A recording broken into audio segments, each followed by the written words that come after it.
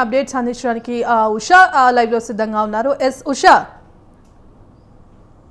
Bhagyashree, phone tapping వ్యవహారంలో కీలక నేత అయినటువంటి బీఆర్ఎస్ వర్కింగ్ ప్రెసిడెంట్ కేటీఆర్ని అయితే సిట్ అధికారులు అయితే విచారిస్తున్నారు. 11 గంటలకి జూబ్లీ హిల్స్లోని ఏసీపీ కార్యాలయం 11 గంటలకి హాజరైనటువంటి కేటీఆర్ను సుదీర్ఘంగా ప్రశ్నించే అవకాశం ఉన్నట్టుగా అయితే తెలుస్తుంది.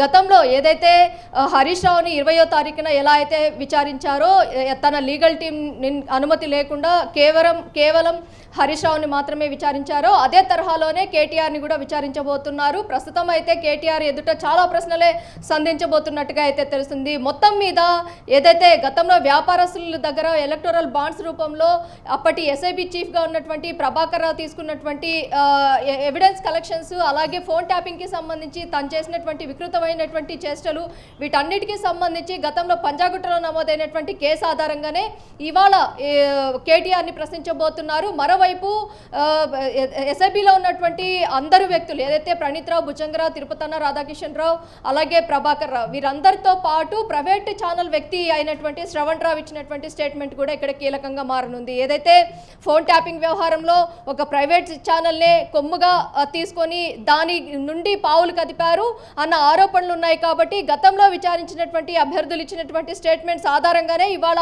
కేటీఆర్ని కూడా ప్రశ్నించబోతున్నారు. ఎలక్టోరల్ బాండ్స్ దగ్గర నుంచి వ్యాపారవేత్తలను బెదిరించినటువంటి నేపథ్యం ఏవైతే ఉన్నాయో వీటన్నిటినీ కూడా ఎవరిని శ్రీధర్రావు అనేటువంటి వ్యక్తిని ఎవరు బెదిరించారు, దీని వెనకాల ఉండి బెదిరింపులకు పాల్పడమని ఉసిగొల్పినటువంటి వ్యక్తి ఎవరు, వీటన్నిటినీ కూడా కంప్లైంట్ రూపంలో పంజాగుట్ట పిఎస్లో కంప్లైంట్ చేసిన నేపథ్యం కనిపిస్తుంది. దాదాపు మార్చి వస్తే 2 ఏళ్లు గడుస్తున్నటువంటి ఈ ఫోన్ ట్యాపింగ్ కేసు వ్యవహారానికి సంబంధించి పూర్తి స్థాయిలో ఒక కొలికి తెచ్చే నేపథ్యంలోనే పూర్తి స్థాయిలో అయితే ఈ ఇన్వెస్టిగేషన్ అయితే కొనసాగుతూ వస్తుంది.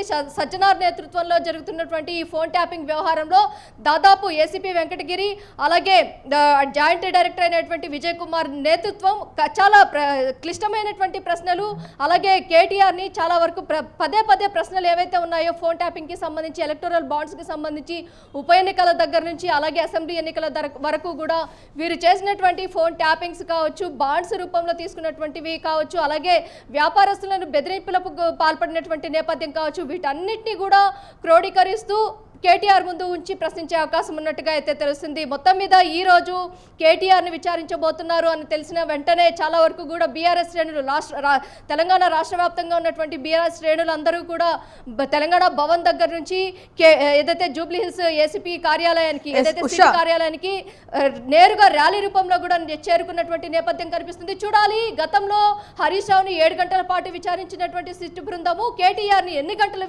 విచారించబోతోంది, కేటీఆర్ ఇందులో చాలా వరకు కూడా ఆరోపణలు ఎదుర్కొంటూ పోతున్నారు. కాబట్టి కేటీఆర్ను అంతకు మించి 7 గంటల సమయం కన్నా పైచిలుకు విచారించే అవకాశం ఉన్న నేపథ్యం కూడా కనిపిస్తోంది. భాగ్యశ్రీ. ఉషా, ఇక ఇప్పటికే ఏదైతే విచారణ సిట్ అధికారులు విచారణ నేపథ్యంలో కూడా ఆల్రెడీ ఇటు హరీష్ రావు పైన ఎట్లాంటి ప్రూఫ్స్ లేవని చెప్పి సుప్రీంకోర్టు చెప్పినప్పటికీ కూడా ఇటు హరీష్ రావును విచారణకు పిలిచింది. ఇవాళ మళ్ళీ కేటీఆర్ను విచారణకు పిలిచి విచారిస్తోంది. మరి ఈ నేపథ్యంలో ఇదంతా కూడా ఒక డైవర్షన్ పాలిటిక్స్ అంటూ కూడా ముందు నుంచి బీఆర్ఎస్ అయితే చెప్పుకుంటూ వస్తోంది. మరి నిన్నైతే హరీష్ రావును దాదాపు 7 గంటల పాటు సిట్ అధికారులు విచారించారు. మరి ఇవాళ ఏదైతే హరీష్ రావు స్టేట్మెంట్ ఆధారంగా ఇవాళ కేటీఆర్ను ఎన్ని గంటల పాటు విచారించే అవకాశం కనిపిస్తోంది. ముఖ్యంగా మొదటి నుంచి కూడా ఇటు కేటీఆర్ మనీ లాండరింగ్కి సంబంధించి కూడా ఆరోపణలు ఎదుర్కొంటున్నారు. మరి ఈ నేపథ్యంలో ఈ అంశానికి సంబంధించి ఏ అంశాలపై ప్రశ్నించే అవకాశం కనిపిస్తోంది?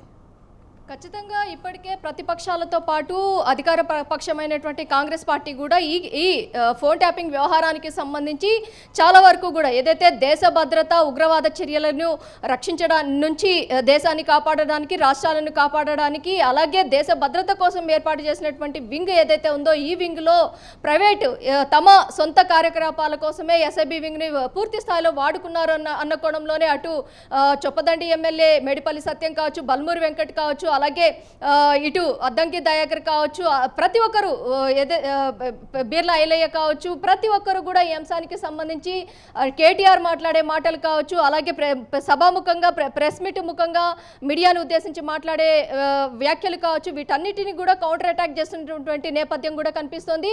మొత్తం ఈ కేసులో కర్తాకర్మ క్రియగా ఉన్నటువంటి వ్యక్తి కేటీఆర్ కనుసన్నల్లోనే చాలా వరకు కూడా ఈ ఫోన్ ట్యాపింగ్ అనేది జరిగింది. ఫోన్ ట్యాపింగ్ అనే వ్యవహారంలో చాలా వరకు కూడా లేటెస్ట్ టెక్నాలజీ ఇజ్రాయెల్ నుంచి ఇక్కడికి దిగుమతి చేసినటువంటి లేటెస్ట్ టెక్నాలజీ అప్డేట్ వర్షన్ ఏదైతే ఉందో, అప్గ్రేడ్ వర్షన్ ఏదైతే ఉందో వాటన్నిటిని కూడా సమకూర్చి దానన్నిటికీ సంబంధించినటువంటి అకౌంట్ ట్రాన్సాక్షన్స్ ఏవైతే ఉన్నాయో అవన్నీ కూడా బీఆర్ఎస్ అఫీషియల్ అకౌంట్ నుంచి పోయినట్టుగా కూడా తెలుస్తోంది. కాబట్టి వీటన్ని ఎవిడెన్స్ కలెక్షన్స్ మాత్రం ఈ కేసులో ఏదైతే కేటీఆర్ని సిట్ బృందం ప్రశ్నిస్తున్నటువంటి ఈ కేసులో చాలా వరకు కూడా ఎవిడెన్స్ కలెక్షన్ చాలా స్ట్రాంగ్గా ఉన్నట్టుగా కూడా ఇప్పటికే సిట్ బృందం కూడా మనకు అందిస్తున్నటువంటి సమాచారం. ఏదైతే గతంలో హరీష్ రావుని పదే అడిగిన ప్రశ్నలే అడిగారు అన్న కోణంలో ఇక్కడ మళ్ళీ ప్రెస్ మీట్లు పెట్టి కేటీఆర్ చెప్పినటువంటి విధానం ఏదైతే ఉందో వీటికి కౌంటర్ అటాక్ లాగా అటు సిట్ బృందం కూడా పదే అదే ప్రశ్నలు అడగడానికి తమకు సమయం లేదా అన్న కోణంలో కూడా వారు కూడా కొన్ని ఏదైతే ఈ కేసుని చాలా వరకు కూడా స్పీడప్ చేస్తూ సుప్రీంకోర్టుకి మరో ఛార్జ్ షీట్ దాఖలు చేసి ఈ కేసుని స్పీడప్ చేసిన విధానానికి సంబంధించి కావచ్చు, ఏ వ్యక్తి ఎస్ఐబిలో A1గా ఉన్నటువంటి ఎస్ఐబిలో ఇప్పటికే ఫోన్ ట్యాపింగ్ వ్యవహారంలో A1గా ఉన్నటువంటి వ్యక్తి ప్రభాకర్ రావు ఇప్పటి వరకు కూడా పొంతలేని సమాధానాలు చెప్పారు. అతని కస్టోడియల్ ఇంట్రాగేషన్కి తీసుకుంటే తప్ప అతను సమాధానం చెప్పడం లేదు అన్న ఒక ఆరోపణలు కూడా ఉన్నాయి. కాబట్టి ఖచ్చితంగా వీటన్నిటిని కూడా అన్నిటినీ వన్ బై వన్ ఇన్వెస్టిగేషన్ పరంపరకు పూర్తిగా తీసుకొని వెళ్ళిన అనంతరం పూర్తి స్థాయిలో ఈ కేసుకి సంబంధించి ఫోన్ ట్యాపింగ్ వ్యవహారానికి సంబంధించి కర్మగా ఉన్నటువంటి వ్యక్తి సుప్రీం ఎవరా అన్న కోణంలో పూర్తి స్థాయిలో అయితే విచారణని స్పీడప్ చేస్తున్నట్టుగా అయితే తెలుస్తోంది భాగ్యశ్రీ.